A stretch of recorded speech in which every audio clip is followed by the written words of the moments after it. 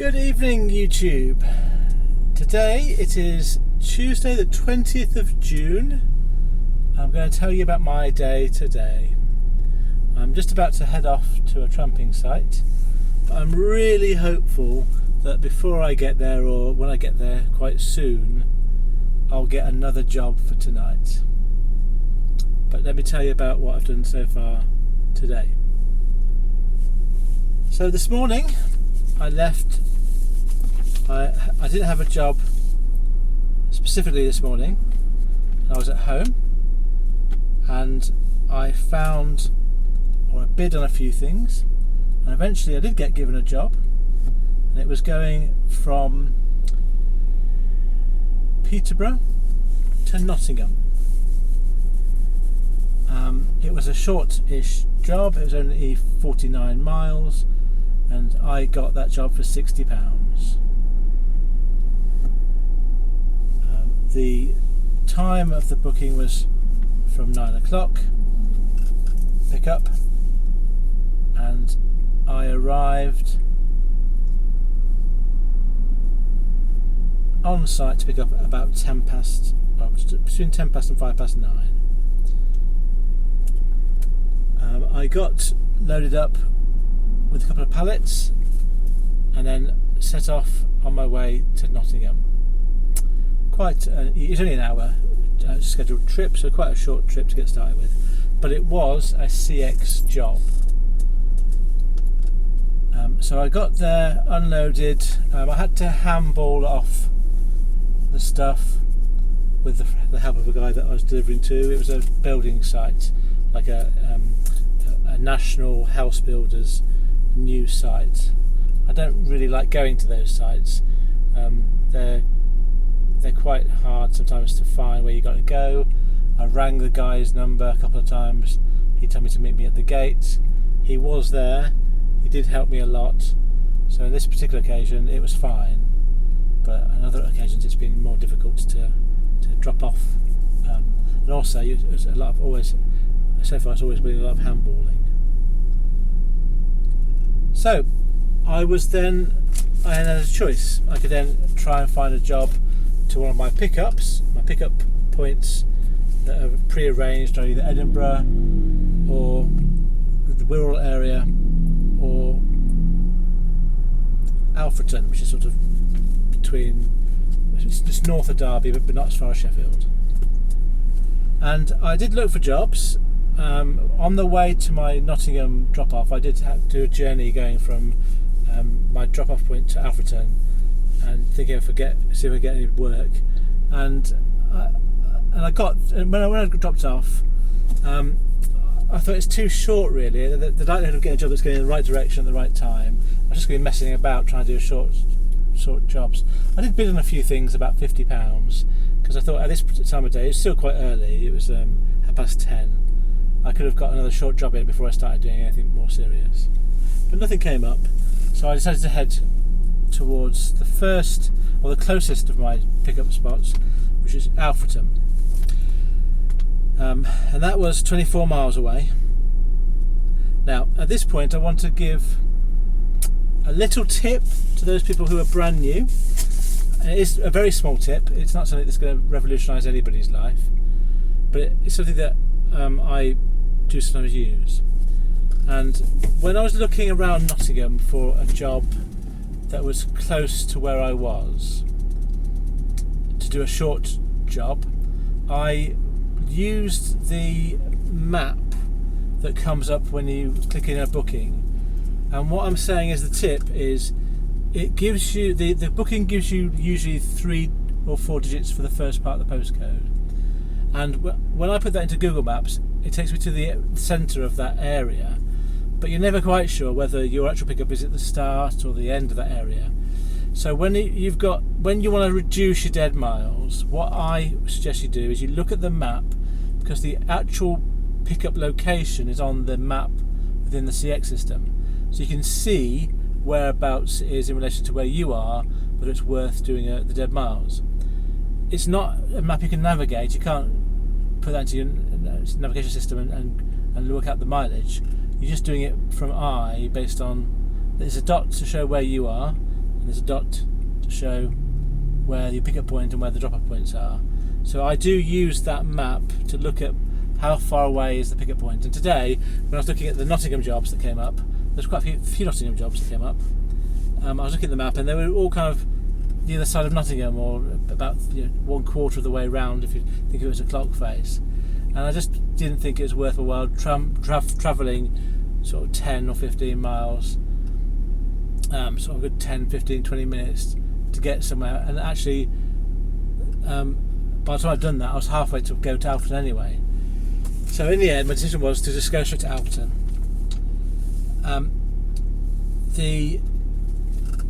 The pickup, so I did the pickup there about 11:25, and then I just, at this point, I didn't bother looking for co-loads because my next two pickups were quite close.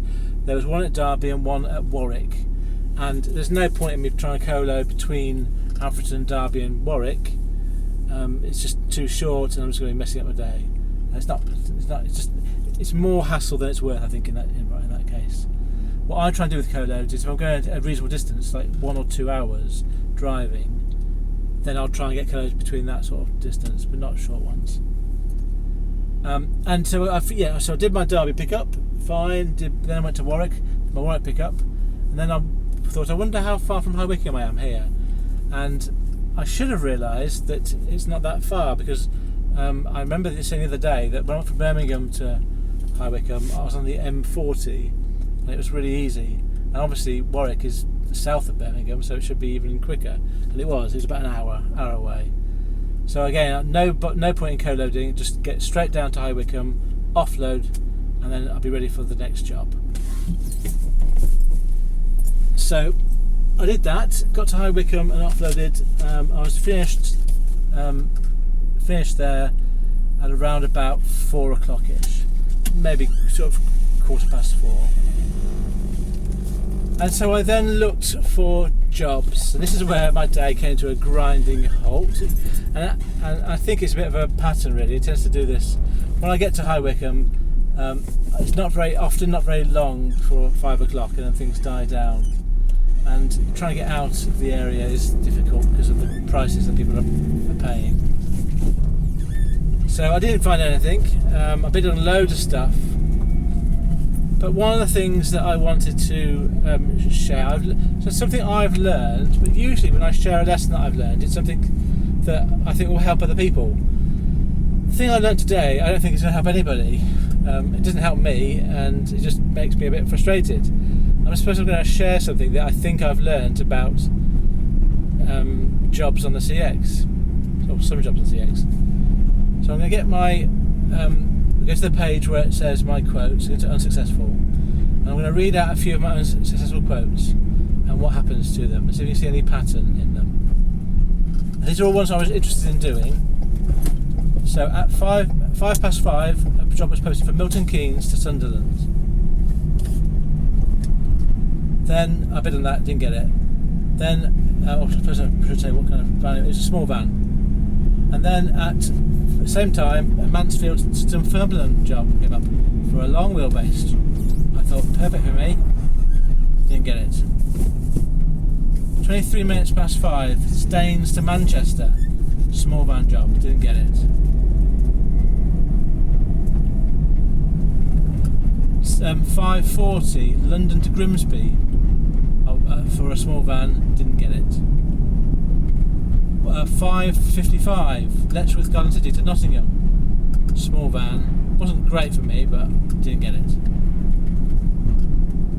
London to Morpeth at 7:05 in the evening, for a small wheelbase van, didn't get it. And finally, Staines to Leeds, 7:25, small van, I didn't get it. Now, they are not all the ones that I bid on. What they have all got in common is that all of those ones I just read out were cancelled.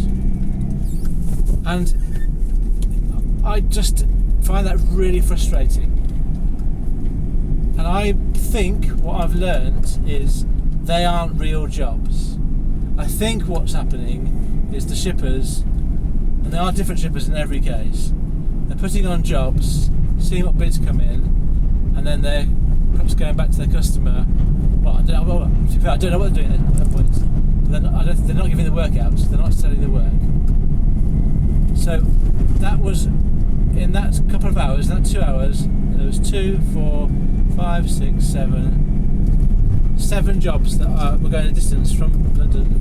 They're going some distance away from London. They were all cancelled. So as a driver, it's demoralising when that happens.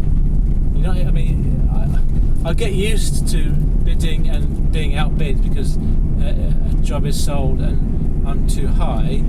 You kind of get used to that very quickly in this job. But today I've learned that there's something else going on with shippers, which I don't like, and it's cancelled jobs. If there's anyone out there who is a shipper and knows why these sort of jobs would have been cancelled, I'd be really interested to know. I'm not. Yeah, rich to know. Just to know more about your side of the coin. As I said, when I first started doing these videos, I think there are plenty of people in this industry, both on the driver's side and the shipper's side, who have integrity and who are the sort of people who share my values. So any shippers out there who can shed a light on what's going on there, please let me know, because I would really find it helpful.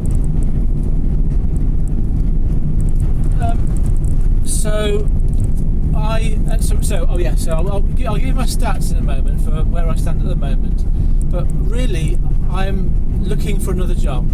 If I can get one more job, really going anywhere sort of significant, so £60 job or more, it will really make my day. But at the moment, my day's okay, but not because of the CX. It's okay because of the job I booked in off the CX. Right, so let me give you my stats then for today as it stands. So when I get to my tramping site, which is only 1 minute away, so this video will include me being there. You'll see where I end up. When I get there, the time that I'm going to be there, and also the miles I've done today will be included in these stats. So today I have worked 11.5 hours. I have driven 262 miles, 262. I have filled up with fuel just a moment ago, which gives me a new average figure for this week, which I'm using, of 14.56 pence. The fuel's gone up slightly last couple of weeks, so I'm paying a bit more for fuel now.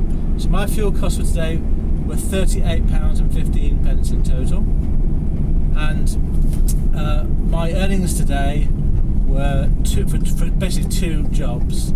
A £60 job this morning from Peterborough to Nottingham, and then my job that I did from the shipper that I'm working with, which was the 3 pickups in Alfreton, Derby and Warwick, and then a drop off at High Wycombe, and I got that job for £205.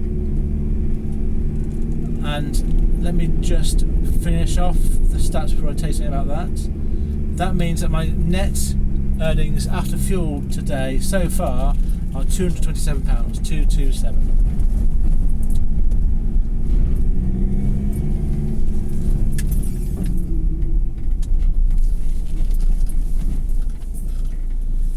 Now, what I was going to say about the pickups that I did today, I wanted to be a bit more, I suppose, clear about the costings for them, because I do everything here by pence per mile and pounds per mile that I earn. And for that particular, those 3 pickups and drop off, I got, as I said, paid £205, and on the system it's 140 miles. So that would, at first sight, seem like a very good pence per mile earnings. But what that doesn't really take into account, and what I have want to make clear here, is that does involve handballing at each particular site. So I'm going to give you what I base the price on as an average time for handballing, and I'll give you my rationale. So I basically work to about £25 an hour for my time, and I try to achieve that. And so I've worked out that the handballing at each of these sites on average is about half an hour. So what I do is, for every 2 pickups or drop-offs that I do, I charge an extra £25 onto my mileage rate. So that's why in this particular case, £205 that I got for the job includes £50 I added for handballing charges. So that's where for these jobs the pence per mile that I'm earning seems higher than maybe you can get off the CX. It is a bit higher, but it's because of the handballing. And one last thing about that, the way that I see these jobs is that I'm exchanging my effort and my time for money. Now, whether that effort and time is driving a van or carrying a parcel or carrying some things, not always parcels, it doesn't really matter to me what I'm doing. So if I'm driving or handballing, the price I'm getting, I just include that for my whole day in my stats, being the miles I've driven that day, being the time I spent that day. So I don't distinguish between physical labour and driving. So I just try and I don't do a lot of handballing, but I just don't get too hung up about the difference between that bit of my job and my driving bit of the job. I just see them as being 2 sides of the same coin, really. I hope that makes some sense. I wanted to share, I think, one other, I suppose it's not really a tip, but I suppose it's a question. It's a question, I suppose. Something I've noticed. And I wonder if anyone knows anything about this. So I think that because I always add photos to my bookings when I pick up and when I drop off, and when I've noticed that when a shipper makes an amendment to my booking, either they add up some detail that wasn't there before, or they change the amount, I'm pretty sure that means my photos disappear that I put on. So I think what's happening, and this is my question, if you were to change the amount of money, if a shipper changes the amount of money on a booking, do they do that by amending an existing booking, or do they do that by deleting the first booking and creating a new one with the new details in? Because if it's the second option, I can see why my photos disappear. But if it's the first option, if you're just amending the original CX booking, why would my photos disappear that I'd uploaded? Okay, so I'm gonna finish off with one last bit of commentary, and then I'm gonna let you go. There has been so when I started doing this job 3.5 months ago, I was very positive about the job, and I still am. It's a great job for me, and I still want to do it. And I have a pretty positive mindset generally. So I didn't want to, when I started doing these videos, say anything that was negative about the job. But I think that the point of these videos is to share my perspective and my opinion. And I suppose if I come across things that are negative, I probably should say them. But I want the context here to be very clearly, I'm trying to be a positive influence through these videos and not be very negative. But this week I've been trying to supplement my earned income from the shipper I'm working with CX work. And up until the start of this week, I kind of felt the CX was doable. It was something that I could earn a living off by itself. And I felt that I was learning, and I was getting better at the job, and I was making some contacts, and that the CX was a really valuable tool, and it still is a very valuable tool for getting me started. And I suppose I also feel a little bit of potential guilt, I suppose, that these videos are designed to support new drivers coming on the CX. And I am just showing you what my experience is. So I'm not making anything up. I'm just telling you what I've achieved and how, really. But there is a nagging thing in my head, and there is a lot of discussion on other YouTube channels about this as well. I get a lot of my influence from other YouTube channels. So my caveat, I suppose, is maybe I'm only listening to the echo chamber that's YouTube. Maybe that is kind of my issue here. But there is a kind of a concern about the number of drivers on the CX through the YouTube sort of channels that I watch, and I think that I'm just mindful that although I think I'm making it work and I'm sharing what I've learned as I go along and all the figures as I go along, I am mindful that maybe it's not going to be quite as easy for someone starting now than I'm showing it to be. I thought that at the start of this week I would smash this week. I had around about £1,000 of work booked in, and my aim was to double that with CX work. It is possible that I will achieve that this week. I'm not saying I won't achieve it, but this is day 2 now of this week, and I've only achieved 2 CX jobs of this week. Possibly 3, but one got cancelled, so I'm not sure if you can include that. So I am mindful that I don't want to encourage someone to do this who's not ready to do it and isn't going to succeed. But I think that I'm not trying to encourage you to do this if you don't want to do it anyway. If you want to do it, I'm here to help you to achieve your dreams and get started. So I don't know. I just want to share those sort of that ramble about my concerns about it. The short bit is the CX seems to be quite a tough place to win work that pays the right amount at the moment.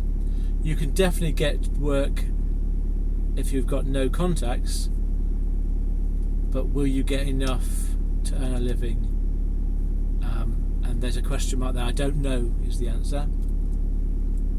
And one last point, I suppose, I want to make about all that is I can only really tell you about what I've done based on my life experience, my sort of way of looking at the world, my work ethic, my temperament, where I live in the country, my personal background. Everyone has their own unique aspects about them. So even if you think you do want to do this and it is going to work for you, it might not work in the same way as that I'm doing it, because I've got a certain way of working, and not everyone's the same as me. Right, I'm going to stop there. That was an attempt for me to kind of share some more of my thinking out loud. I think I want to do a bit more of that alongside my stats, because I think it might add a bit more value to my days. But I am aware that I'm not very concise, but I think it's fine. Thank you very much for still listening to my videos. I appreciate it, every one of you out there. What have you learnt today?